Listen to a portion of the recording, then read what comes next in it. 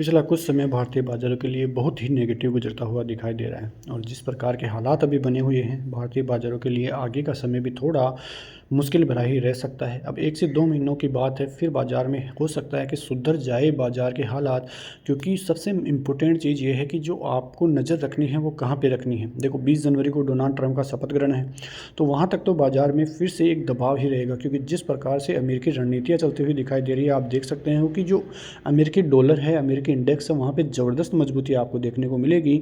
और यही कारण है कि जो भारतीय रुपया है आज भी 86 के नीचे जाता हुआ दिखाई दिया है और ऐसे ही हालात रहे तो वो भारतीय बाज़ारों के लिए थोड़ा और नेगेटिव भी बनता हुआ दिखाई दे सकता है। तो ये चीज़ें भारतीय बाज़ारों के लिए सबसे नेगेटिव है, क्योंकि डोनाल्ड ट्रंप जब से आए हैं तब से अदर कंट्रीज़ के बाज़ारों में ज़बरदस्त तरीके से गिरावट ही देखने को मिली है, लेकिन भारतीय बाज़ारों पर भी इसका पूरा असर पड़ा है। अब देखना ये है कि उनकी रणनीतियाँ किस प्रकार से काम आती हुई दिखाई देती है। अब यदि वो स्ट्रिक्ट जो है चीज़ें लाते हैं तो फिर भारतीय बाज़ारों के लिए दिक्कतें रहेगी, क्योंकि यदि वो रेटें यानी कि जो चीज़ें हैं वो नेगेटिविटी के साथ चलती हुई दिखाई देगी। तो कुल मिला के देखें तो भारतीय बाज़ारों के लिए सबसे बड़ी चीज़ और सबसे नेगेटिव पॉइंट भी वहीं से आता हुआ दिखाई दे रहा है। 1 फरवरी जहाँ पे बजट का जो है सीज़न चालू हो जाएगा, तो वो एक बड़ा जो है अपडेट आने वाला है। 7 फरवरी को आरबीआई की पॉलिसी है। अब हो सकता है कि इस बार आरबीआई अपनी पॉलिसी में चेंज करता है, यानी कि रेट की जो दरें हैं वहाँ पे कटौती करता हुआ दिखाई दे, लेकिन वो अब अलग चीज़ है, अलग मुद्दा है। तो वहाँ से भी एक बहुत बड़ी खबर आती हुई दिखाई दे सकती है। 8 फरवरी दिल्ली के रिज़ल्ट आने हैं और आपको भी पता है कि जिस प्रकार से हरियाणा और जिस प्रकार से महाराष्ट्र में जो चीज़ें हुई थी, यदि वैसे ही हालात फिर से दिल्ली में भी बनते हुए दिखाई देते हैं तो एक बहुत बड़ा पॉजिटिव पॉइंट वहाँ से बनता हुआ दिखाई देता है और वहीं से बाज़ार में एक बड़ा रिवर्सल भी आपको देखने को मिल सकता है। तो ये चीज़ें भारतीय बाज़ारों के लिए और आपके लिए काफ़ी इंपॉर्टेंट साबित होगी। तो आपकी नज़र इन चीज़ों पर ज़रूर रहनी चाहिए, इनको आप नकार नहीं सकते हो। और जो इनसे भी बड़ा फैक्टर है वो है Q3 अर्निंग्स का जो चालू हो चुकी है। TCS के नतीजे आ चुके थे। TCS की वजह से कल बाज़ार में गिरावट रुकी रही, वरना कल भारतीय बाज़ारों के हालात और भी ज़्यादा बिगड़ सकते थे। ये आप भी जानते हैं, क्योंकि IT सेक्टर की ग्रोथ आना भारतीय बाज़ारों के लिए काफ़ी पॉजिटिव रहा है।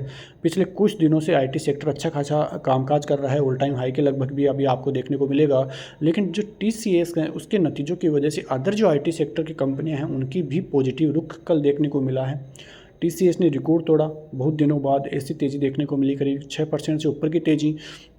इन्फोसिस, विप्रो, ये सभी जो टेक कंपनियां हैं उनमें अच्छी खासी तेज़ी है आपको देखने को मिल रही थी, जो काफ़ी पॉजिटिव खबर है। लेकिन अदर जो Q3 के आंकड़े हैं उनके लिए कई जो विशेषज्ञ हैं ये भी बोल रहे हैं कि वो थोड़े नेगेटिव रह सकते हैं, और यदि ऐसा होता है तो फिर दबाव भारतीय बाज़ारों पर पूरा देखने को मिलेगा, जिसका कारण है जो भारतीय बैंक्स है वहाँ पर भी दबाव अभी से आपको देखने को मिल रहा होगा। आप देखिए ICICI bank, axis bank, HDFC तो पहले से ही गिरावट में चलता हुआ दिखाई दे रहा है। उनमें सभी में जो प्री आंकड़े आते हुए दिखाई देते हैं अर्निंग्स के, वो थोड़े ऐसे ही डगमगाते हुए अब की बार देखने को मिल रहे हैं। और यही कारण है कि उनकी वजह से अब जो हालात है वो थोड़े ज़्यादा बैंक निफ्टी में लुढ़कते हुए, यानी कि कल बैंक निफ्टी में आपने देखा कि अच्छी खासी ज़बरदस्त गिरावट देखने को मिली थी।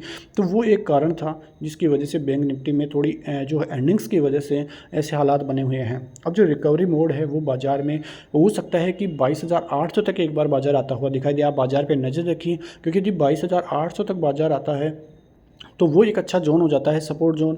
22,800 से 23,000 के लगभग का जो जोन है वो काफ़ी अच्छा सपोर्ट जोन है और यहाँ से फिर से रिवर्सल बाजार ले सकता है। लेकिन 1 से 2 दिन आप वेट कीजिए, बाजार में थोड़ा रिवर्सल का इंतजार कीजिए। 23,500 के ऊपर बाजार को एक बार सस्टेन करने दीजिए, क्योंकि ऊपर से कॉल राइटर्स का बहुत ज़बरदस्त दबाव भारतीय बाज़ारों पर बना हुआ है और जब तक वो एक बार हटेगा नहीं तब तक भारतीय बाज़ारों में ऐसे ही FIIs की सेलिंग आती रहेगी, ऐसे ही बाजार में गिरावट होती रहेगी। तो FIIs की बाइंग भी काफ़ी जो है मुद्दा रखती है, क्योंकि डोनाल्ड ट्रंप का शपथ ग्रहण होगा तब तक तो ऐसा मान ही लीजिए कि भारतीय बाज़ारों में ऐसे ही FIIs की सेलिंग चलती रह सकती है। और फिर से यदि वहाँ के यानी कि अमेरिकी बाज़ारों में फिर दबाव आना स्टार्ट हुआ तो वो जो पैसा है FIIs का वहाँ का, वो फिर अपने भारतीय बाज़ारों में भी सर्कुलेट होगा और वहाँ से बाज़ार में अच्छी खासी तेज़ी बन सकती है। तो ऐसी खबरों के साथ मिलते हैं नेक्स्ट वीडियो में, तब तक के लिए जय हिंद, जय भारत, वंदे मातरम।